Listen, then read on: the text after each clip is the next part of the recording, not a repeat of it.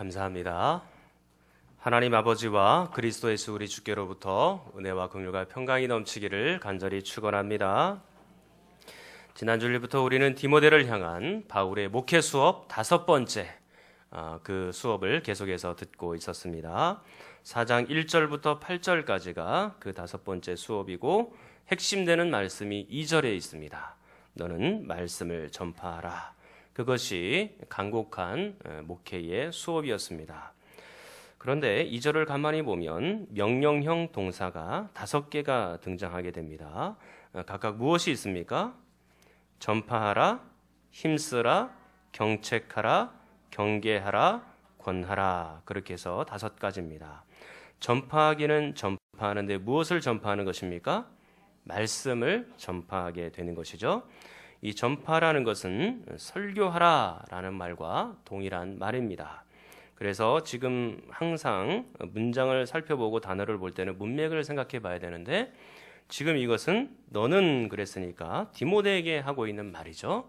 그러니까 목회자에게 말씀을 전파하라 그랬으니까 이것은 설교를 의미하고 있는 겁니다. 말씀을 전파해야 된다, 설교해야 된다 그런 뜻이 되는 것이죠. 그리고 두 번째 동사 명령형이 나오는데 힘쓰라입니다.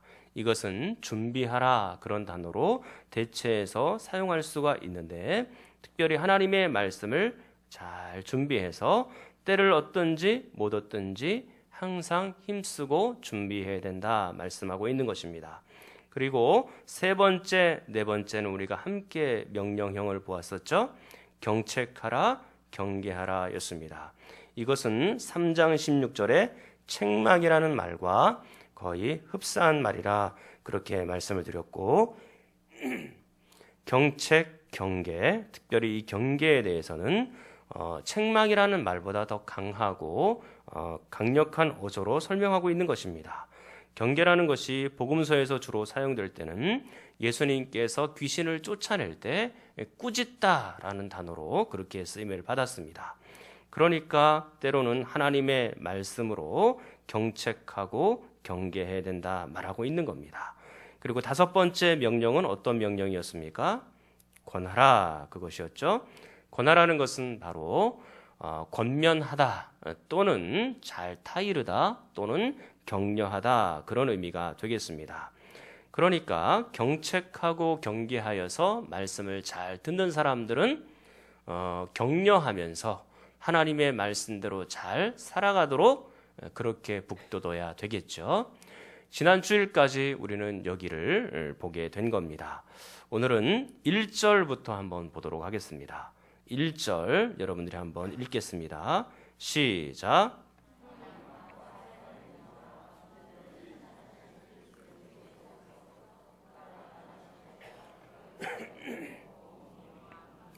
여기서 지금 핵심 단어가 뭐겠습니까? 엄히 명한다 라는 단어가 되겠죠. 이 엄히 명한다 라는 단어는요 목회 서신에서 3번이 등장합니다. 물론 한국말로 번역할 때 원문에서 유사한 단어가 있기는 해요. 그것까지 합치면 총 4번이 되겠습니다.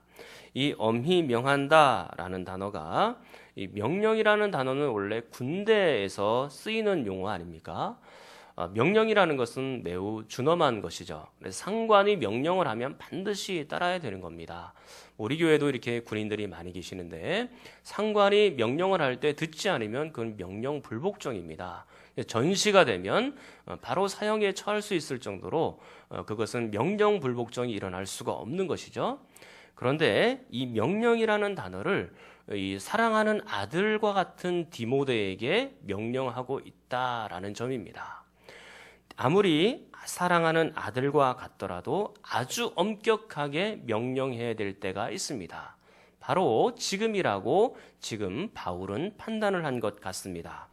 이 엄히 명한다라는 단어 자체로도 굉장히 강력한 명령이잖아요. 그런데 4장 1절에 보니까 엄히 명한다 그 앞에 수식어가 굉장히 많습니다. 하나님 앞과 살아있는 자와 죽은 자를 심판하실 그리스도 예수 앞에서 그가 나타나실 것과 그의 나라를 두고 엄히 명한다 그랬습니다. 지금 하나님도 이야기하고 있고 그리스도 예수도 말하고 있고 또 산자와 죽은 자를 심판하실 그리스도 그리고 그분께서 재림하실 것 그리고 그분의 나라를 두고 엄히 명한다. 그렇게 말하고 있습니다. 그러니까 이 명령이 얼마나 강력한 명령인 것입니까? 도대체 그러면 디모데에게 어떤 명령을 엄하게 내리고 있는 것인가? 그것이 바로 2절인 것이죠. 하나님의 말씀을 전파하는 일, 그것은 엄히 명령할 만큼 강력한 명령인 것입니다. 그렇기 때문에 디모데는 이것을 선택할 수 있는 것이 아닙니다. 내가 이것을 할 수도 있고 안 할 수도 있고 그런 상태가 아니고 반드시 해야만 되는 사명인 것입니다. 사랑하는 여러분, 목회자에게도 이 하나님의 말씀을 전할 사명이 있듯이 여러분들도 하나님의 말씀을 전할 사명이 있는 것입니다. 그래서 여러분들에게 엄히 명하노니 이 하나님의 말씀을 힘있게 증거하는 성도들이 되기를 간절히 축원합니다. 특별히 저는 목회자이기 때문에 이 말씀을 가슴속에 항상 염두에 두고 있습니다. 그런데 또 좀 솔직히 말씀을 드리면 한국 교회 목회자들의 설교량은 보통이 넘습니다. 새벽 기도 7번, 그리고 수요 예배, 금요 기도회, 그리고 주일날에도 한 서너 번씩은 기본적으로 다 설교를 하지요. 그런데 이게 언뜻 봐도 지금 10번이 넘지 않습니까? 그런데 이게 소모임에도 설교를 해야 되고 이게 대신방까지 또 겹치면 대신방을 하면 일주일에 한 20번에서 한 30번 정도의 설교를 하게 됩니다. 그러니까 많이 설교하면 40번, 50번까지도 이게 설교가 가능하게 된 겁니다. 그러니까 이 전 세계에서 이 대한민국에 있는 목회자들이 설교를 제일 많이 한다, 그렇게 생각을 하면 될 것 같아요. 그런데 이렇게 질문할 수 있겠죠. 말씀을 많이 듣는 거, 그건 좋은 것 아닙니까? 그렇게 얘기할 수 있겠죠. 예, 물론 그렇습니다. 근데 치명적인 단점이 있어요. 어떤 단점이 있냐면 목회자가 하나님의 말씀을 깊이 있게 연구하거나 깊이 있게 들어가서 살펴보지 못하고 전할 때가 있다라는 점입니다. 그게 사실 치명적인 단점 중에 하나죠. 저도 이 하나님의 말씀을 전할 때 제가 많이 연구를 하고 또 은혜를 받아서 전하고 싶은데 어떤 때는 그냥 연구한 것만 가지고 전할 때가 있어요. 그러니까 내가 은혜를 충만히 받고 나에게 적용시켜서 전하고 싶은데 적용이 미처 나에게 일어나기도 전에 이 말씀을 전해야 되니까 그게 아쉬울 때가 많이 있습니다. 그리고 여러분들은 성경을 읽을 때 이 하나님의 말씀을 은혜 받으면서 하나하나 꼼꼼하게 다 이렇게 보면서 너무 감사한 마음으로 그렇게 읽을 수 있잖아요. 그런데 설교자들은 성경을 쭉 읽다 보면 이 말씀 자체로 내 영혼이 성장되어지고 그런 것을 위해서 읽어야 되는데 나도 모르게 저절로 이 말씀을 어떻게 전해야 되지? 어떻게 설교해야 되지? 그런 마음으로 읽을 때가 종종 많이 있어요. 그래서 저도 밤이 늦도록 그리고 그 주님과 함께 깊은 동산에서 이 말씀을 설교 생각 없이 그냥 말씀 가운데 깊이 젖어서 밤새도록 한번 이 말씀을 그저 읽어보고 이 말씀과 은혜를 받아보고 싶다. 그런 마음이 들 때가 한두 번이 아닙니다. 자, 어쨌든 이 하나님의 말씀 이것들을 받아서 여러분들에게 잘 증거하고 전해야 되는데 장기적인 관점에서 보면 저도 이게 설교 사역을 지금 많이 감당했으므로 이제 한두 번 정도는 주일에 줄여 나가야 되는 것이 필요하다라는 생각이 들었어요. 왜냐하면 이 하나님의 말씀을 더 깊이 있게 보고 내가 먼저 은혜를 받아야 되겠다 그런 마음이 들었던 것입니다. 목사님이 설교하기가 힘들어서 그런 것이 아니고 대한민국 전체의 평균적인 수준에서 이 목회자를 대변해서 말씀을 드리는 거니까 오해가 없으시기를 바랍니다. 그런데 지금부터는 더 중요한 말씀을 드리려고 해요. 이렇게 하나님의 말씀을 많이 전하는 것보다 더 중요한 것이 무엇이냐? 그것은 바르게 전하는 것입니다. 하나님의 말씀을 전할 때 설교의 양이 많아지는 것보다 하나님의 말씀을 잘 해석을 해서 건전하게 전하고 건전하게 전파하는 것이 훨씬 더 중요한 거예요.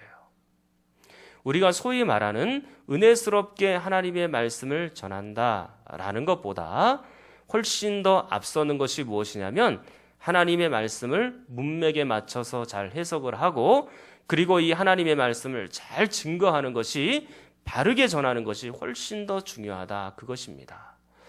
여러분들이 마음에 감동도 있고 또 설교를 들으면서 눈물도 있고 또 때로는 병도 나을 수도 있고 또 뭐 이런 여러 가지 것들이 있을 수도 있지만 그것보다 앞서는 것은 하나님의 말씀을 바르게 듣고 분별해야 되겠다라는 것이 훨씬 더 중요한 사실입니다. 사랑하는 여러분, 오늘 디모데가 엄히 받은 명령은 하나님의 말씀을 전파하되 바르게 해석하고 바르게 전해야 된다. 그 말씀의 의미가 2절에도 포함이 되어 있다. 저는 그렇게 생각하고 있는 것입니다. 자, 이제 그렇다면 바르고 건전하게 해석해야 되는 이유가 무엇입니까? 그리고 오늘 2절 말씀처럼 말씀을 전파하고 항상 힘쓰고 경책하고 경계하고 권해야 되는 이유가 무엇입니까? 그렇게 질문이 가능할 것 같아요. 자, 3절입니다. 3절을 한번 읽겠습니다. 시작.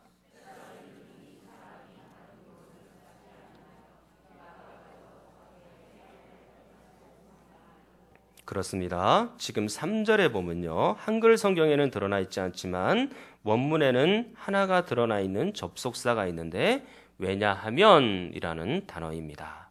그러니까 2절에서 말씀을 전파하되 힘써 전하고 경책하고 경계하고 권하라. 왜냐하면 그렇게 되는 겁니다. 하나님의 말씀을 바르고 건전하게 해석하여 전파하라. 왜냐하면 이렇게 말씀할 수 있는 겁니다. 왜 그럴까요? 3절에 있는 것처럼 때가 이르리니 사람이 바른 교훈을 받지 않기 때문이다. 그렇게 말씀을 합니다. 지금 여기서도 바른 교훈이라는 말씀이 나오고 있고 이 바른 교훈 앞에 보면 각주가 있는데 그 각주 밑에 보면 헬라어 건전한 그렇게 나와 있습니다. 그러니까 건전한 교훈, 바른 교훈들을 사람들이 받지 않고 있기 때문에 오히려 이 바른 교훈을 안 들으려고 하면 할수록 바른 교훈이 필요하다 우리에게 말씀해 놓고 있는 것입니다. 그렇다면 바울이 말하는 바른 교훈이란 무엇일까? 바울은 목회서신에서 이 바른 교훈을 몇 번이나 강조하고 있는데요. 자, 일단 뭐 다 찾아볼 수는 없고 디모데전서 1장 한번 보도록 하겠습니다. 디모데전서 1장 10절 11절입니다. 디모데전서 1장 10절 11절입니다. 디모데전서 1장 10절 11절. 자, 바른 교훈이란 무엇인지 한번 보시면 됩니다. 자, 10절 11절 여러분들이 읽습니다. 시작.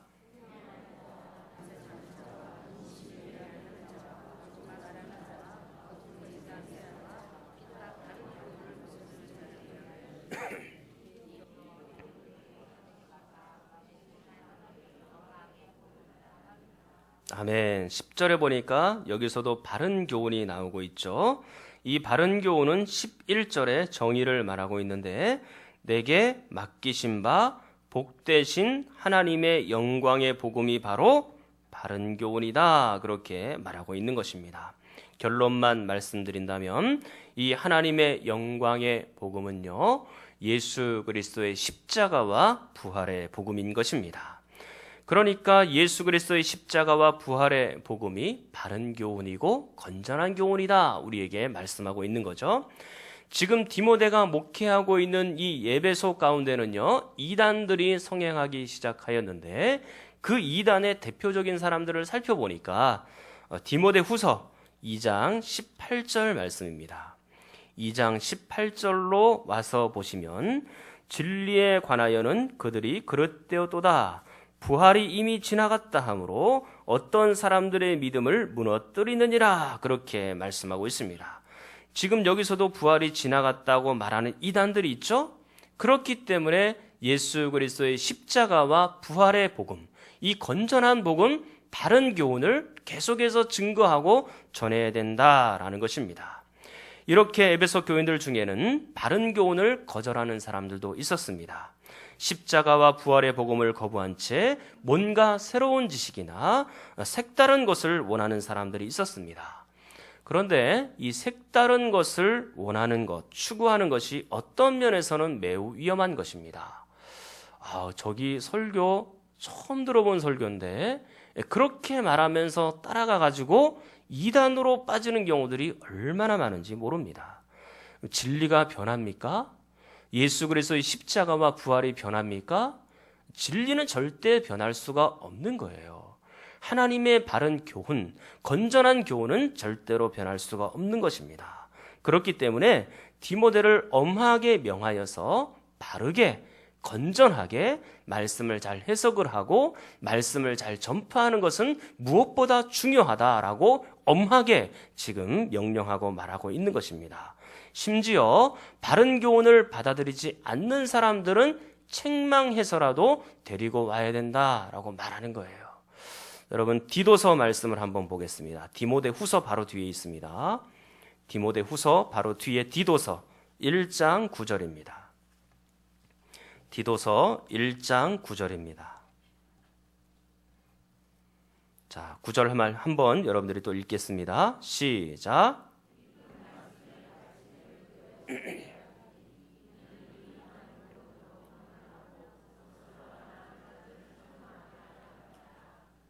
여기서도 지금 바른 교훈이 등장하고 있죠.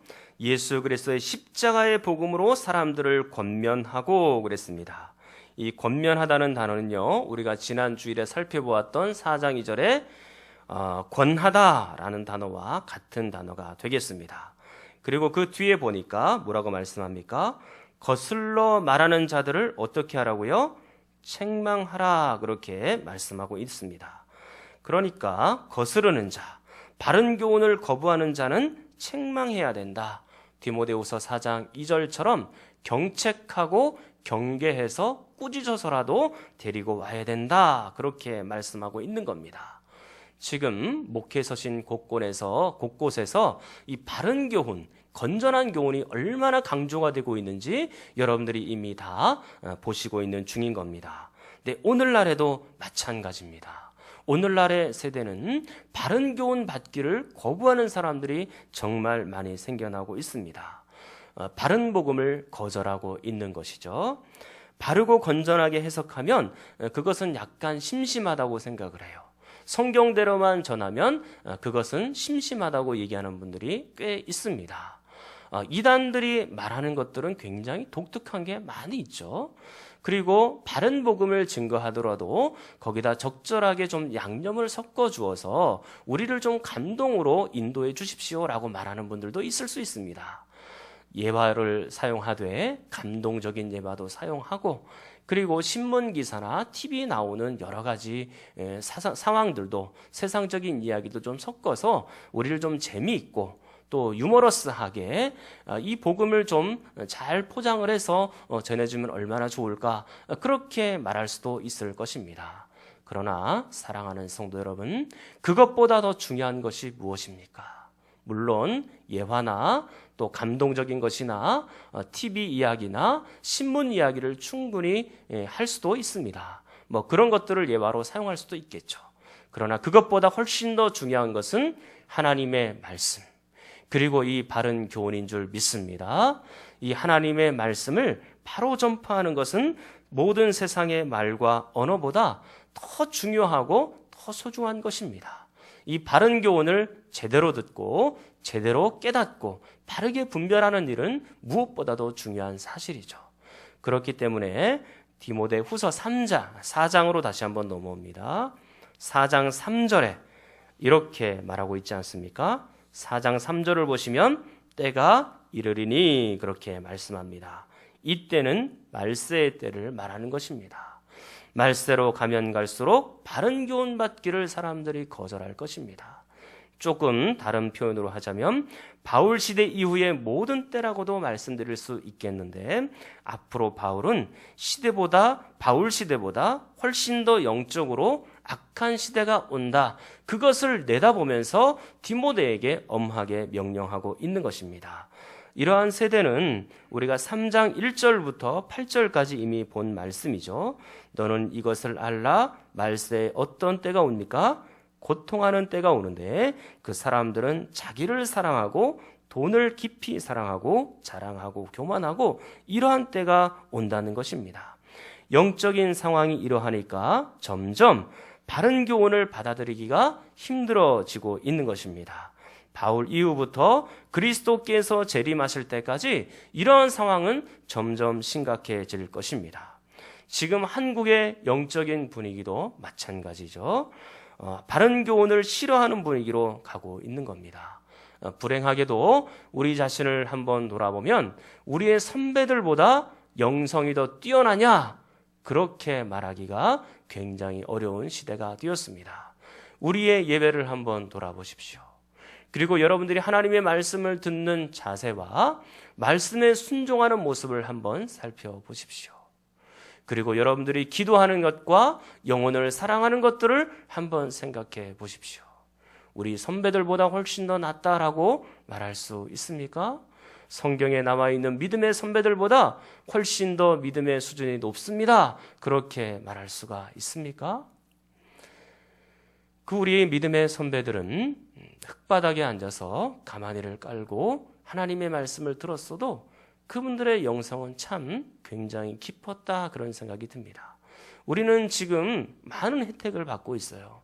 여러분들은 지금 장의자에 앉아 있고 오르간도 있고 피아노도 있고 지금 화면에 지금 성경도 다 이렇게 띄워져 있고, 그리고 좋은 마이크 시설 속에서 이렇게 설교도 하고 있고 듣기도 합니다.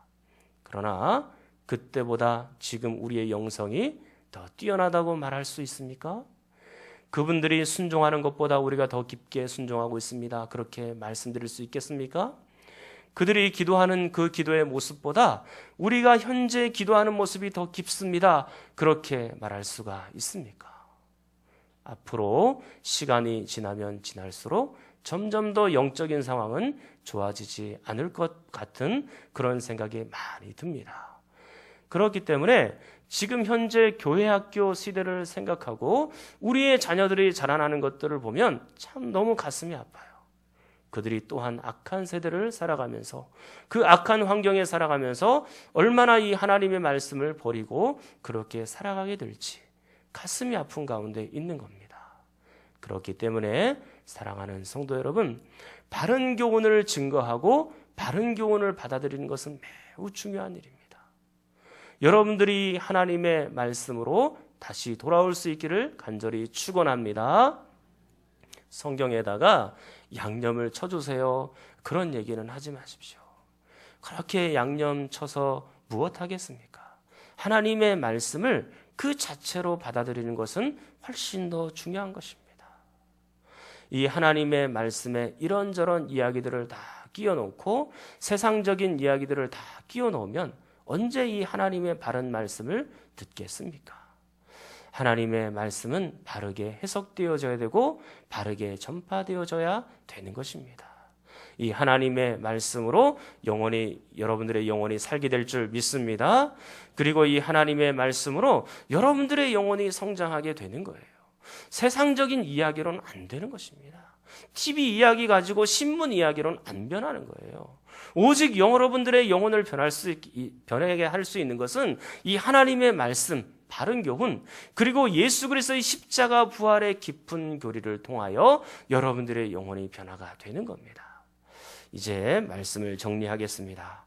바울 이후로 모든 세상적인 환경이나 사람들의 영혼 상태를 보건대 바른 교훈을 받는 일들은 점점 더 어려울 것입니다. 그렇기 때문에 오늘 바울의 표현은 매우 적절한 것입니다. 디모데야, 내가 너에게 엄히 명하노니 하나님의 말씀을 전파하라. 그 하나님의 말씀을 전파하되 바른 교훈을 전파해야 된다. 많은 사람들이 이 바른 교훈 듣기를 거부할 것이다.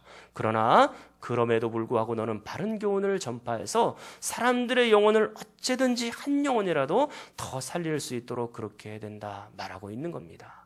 사랑하는 여러분, 이 바른 교훈이 여러분들의 영혼을 주관할 수 있기를 축원합니다. 이 바른 교훈이 여러분들의 인생을 주관하기를 간절히 축원합니다. 그리하여 이 복음을 힘있게 많은 사람들에게 증거하고 전달하여서 많은 사람들도 이 바른 교훈으로 살아갈 수 있게 되기를 간절히 축복합니다. 우리 통성으로 함께 기도하겠습니다. 하나님 아버지, 우리 교회가 바른 교훈으로 무장되기 원합니다. 우리 가정이 하나님의 영광의 복음으로 온전하게 변하기 원합니다. 내 인생이 예수님의 십자가의 복음으로 다스려지기 원합니다. 앞으로 우리 자녀 세대가 그리고 교회 학교 세대가 하나님의 바른 교훈과 말씀을 외면하지 않고 바르게 설 수 있도록 도와주시옵소서. 우리 주여 한번 부르짖고 기도합니다. 주여.